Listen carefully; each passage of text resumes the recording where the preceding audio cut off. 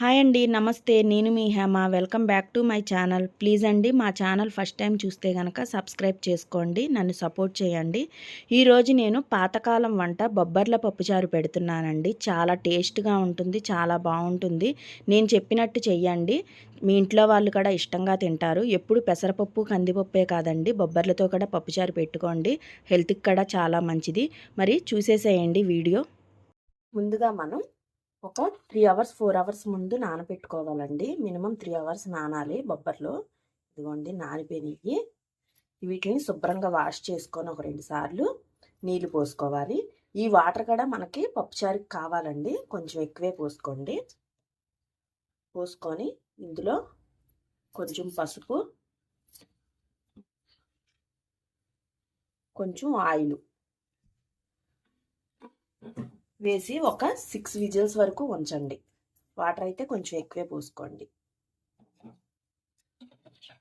Cooker మూత పెట్టేసుకోండి, ఒక 6 విజిల్స్కి ఉంచుకోండి. ఇప్పుడు కుక్కర్ అయిపోయిందండి, చూద్దాము.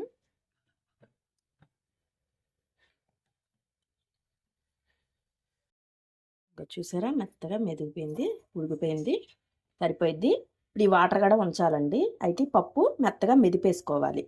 ఒకటి పప్పు గుత్తితో అన్న మెదుపుకోవచ్చు, లేదు అంటే కనుక మిక్సీ అన్న పట్టేసుకోవచ్చు. మెత్తగా మెదిపేసుకోండి. ఇప్పుడు వాటర్ మొత్తం తీసేనండి, నేను వేరే గిన్నెలోకి పక్కన పెట్టేసుకున్నాను. ఇప్పుడు ఇది మెత్తగా మెదిపేసుకోండి. వేడి మీద మెదుపుకోవాలండి పప్పు. ఎప్పుడైనా చల్లారిందంటే గట్టిపడిద్దండి. ఒకవేళ మీరు మిక్సీ వేసుకోవాలనుకుంటే చల్లారిన తర్వాత వేసుకోండి, లేదు ఇలా మెదుపుకుండే లెక్క అయితే కనుక వేడి మీద మెదిపేసుకోండి.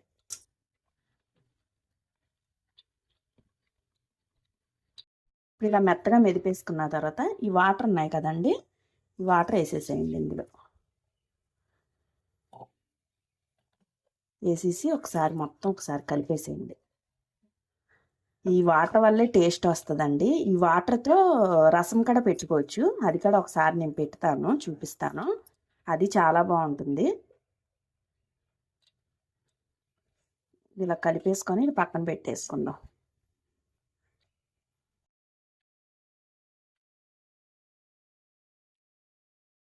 ఇప్పుడు స్టవ్ వెలిగించుకొని కళాయి పెట్టుకొని పప్పుచారు పెడతాకి నూనె పోసుకొని, నూనె వేడెక్కిన తర్వాత వెల్లుల్లిపాయలు వేసుకోండి. తర్వాత పచ్చెనగపప్పు, సాయి మినపప్పు, ఆవాలు,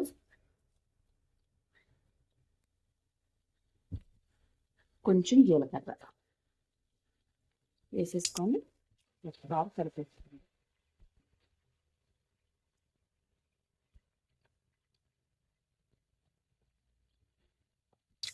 ఇది వేగిన తర్వాత ఎండుమిర్చి, కరివేపు,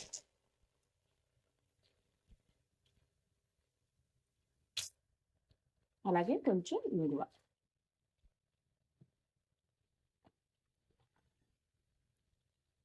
తర్వాత ఉల్లిపాయ పచ్చిమిరపకాయలు, ఒక ఉల్లిపాయ అండి, ఒక ఉల్లిపాయ, ఒక 4-5 పచ్చిమిరపకాయలు.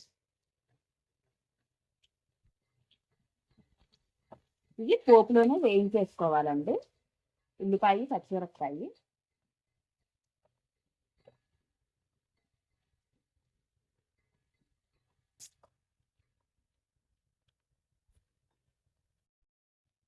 ఇవి వేగిన తర్వాత టమాటాలండి, నేను 3 టమాటాలు తీసుకున్నానండి. ఇవి కూడా సిమ్లో పెట్టుకొని మగ్గ పెట్టేసేయండి టమాటా కూడా.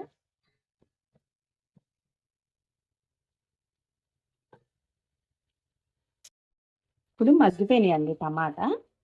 ఇప్పుడు ఇందులోకి మనం నిమ్మకాయ సైజు చింతపండు నానబెట్టుకొని చిక్కగా గుజ్జు తీసుకోండి, ఇందులో వేసేసుకోండి.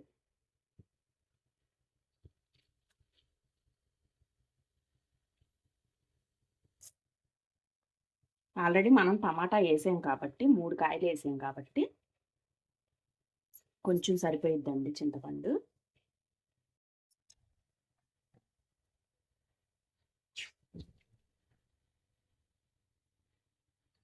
కలిపేసుకొని ఇప్పుడు ఇందులోకి మనం పప్పు తీసుకున్నాం కదా వాటర్తో పాటు ఆ పప్పు ఇందులోకి వేసేసేయండి. వేసేసి వాటర్ కూడా వేసుకోండి. ఇందులోకి వాటర్ కూడా వేసుకోండి. వేసుకొని ఒకసారి కలిపేసుకొని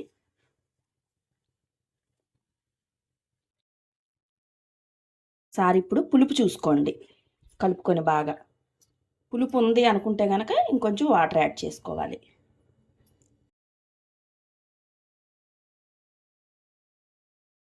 కొంచెం వేద్దాం వాటరు.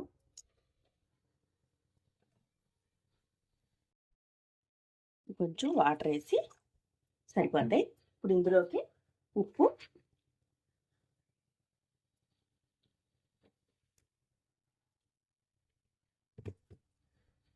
కారం స్పూనున్నర వేసానండి నేను కారం. కొంచెం పసుపు, ఆల్రెడీ మనం పప్పులో పసుపు వేసాము, ఇంకొంచెం వేసుకోండి సరిపోద్ది. ఇది ఒక పొంగు వచ్చిన తర్వాత ఇందులోకి మనం రసం పొడి వేసుకోవాలండి. ఒకసారి కలిపేసుకొని టమాటా మనకి ఆల్రెడీ ఆయిల్లో మగ్గిపోయింది. ఇప్పుడు మిగతాది ఇందులో ఉడికిద్ది. మనకి ఈ పప్పుచారు మరిగేటప్పుడు ఆ టమాటా ఉడికిద్ది. ఒక పొంగు వచ్చే వరకు దీన్ని ఏం కదపకూడదు.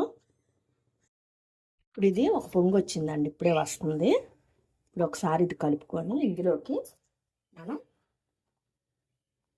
పొడి ఒకటి యాడ్ చేయాలండి. ఇది పప్పుచారులోకి వేసుకుంటే చాలా బాగుంటుంది. ఏమీ లేదండి, ధనియాలు, కొంచెం జీలకర్ర, కొంచెం మెంతులు, ఎక్కువ వద్దండి. అంటే మీరు స్టోర్ చేసుకుంటే లెక్క అయితే కనుక ఎక్కువ వేసుకోండి. లేదు దీని వరకు అయితే కనుక నేను చెప్తున్నాను, ఒక 4-5 గింజలే మెంతులు, కొంచెం ధనియాలు, జీలకర్ర, ఈ 3 వేపేసుకోండి.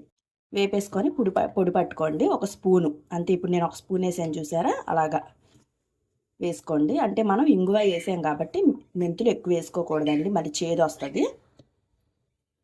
స్మెల్ కోసం మనం వేసుకోవడమే. ఇప్పుడు వేసిన తర్వాత మరగనివ్వండి పప్పుచారుని.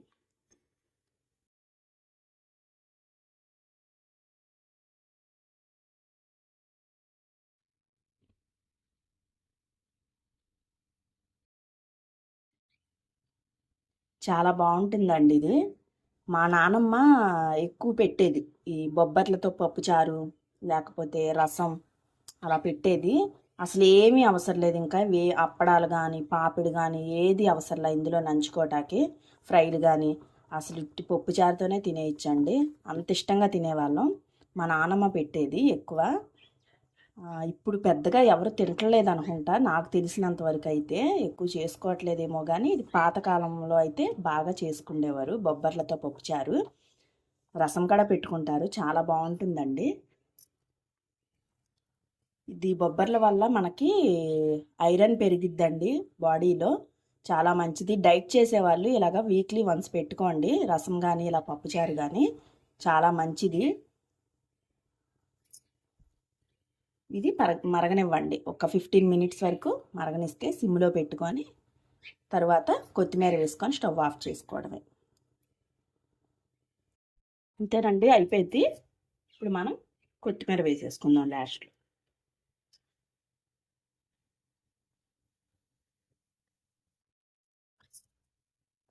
స్టవ్ ఆఫ్ చేసేసుకోవడమే. చాలా బాగుంటుంది. ఓకేనండి, నచ్చితే కనుక మన ఛానల్ని సబ్స్క్రైబ్ చేసుకోండి. మరొక మంచి వంటతో మళ్ళీ కలుస్తాను. Bye friends.